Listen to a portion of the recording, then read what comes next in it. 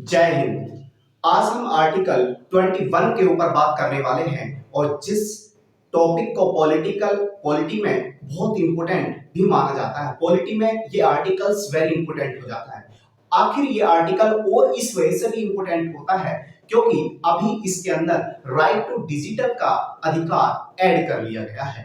तो हम हमारे सुप्रीम कोर्ट ने इसमें पूरा एक्सप्लेनेशन इसमें क्लियर करा है, लेकिन मैं इस आर्टिकल 21 को और भी इसके अंतर्गत कितनी सारी चीजें आती हैं मैं उनको भी एक्सप्लेन करने की कोशिश करूंगा।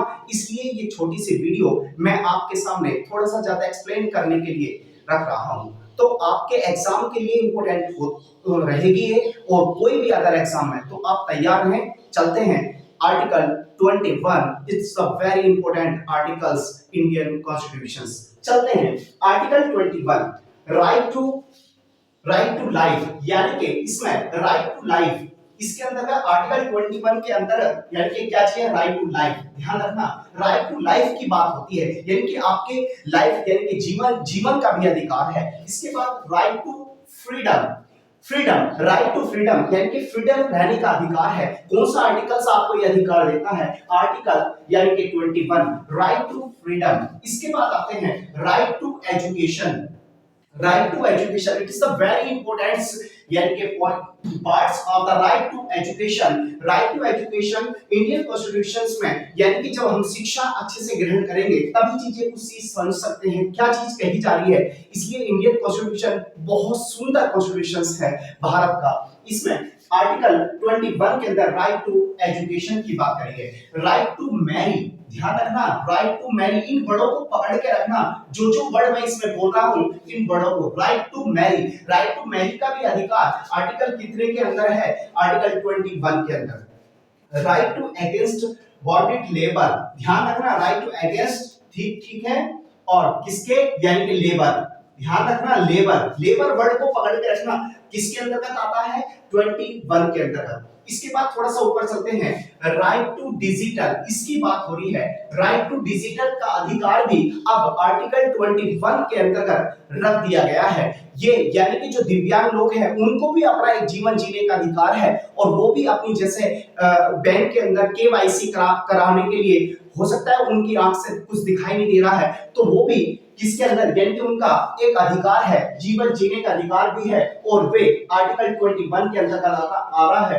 इसलिए ये आर्टिकल इसके अंदर ऐड हुआ है, राइट टू डिजिटल, यानी कि ये वर्ड इस याद रखना, राइट टू डिजिटल, इस वजह से इंपॉर्टेंट भी हो जाता है।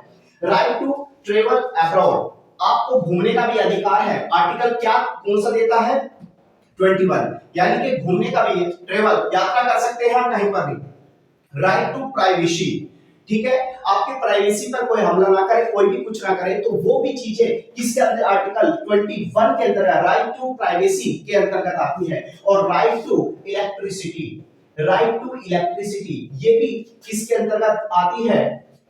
यानी कि आर्टिकल 21 के अंदर। तो ये बातें मैंने आपके सामने इसलिए रखी ताकि आप आर्टिकल 21 के अंदर राइट टू डिजिटल को ही याद ना रखें, क्योंकि अभी चर्चा में डिस्कशन में चल रहा है, तो इस वजह से मैंने आपको सारे एक्सप्लेन कर दिए हैं आर्टिकल 21 के अंतर्गत। Right to life, right to freedom, right to education, right to marriage, labour and electricity, इसके बाद digitals and travel abroad and privacy and electricity. ये सब आर्टिकल्स ये सब जो बातें कही गई हैं आर्टिकल 21 के अंतर्गत आती है।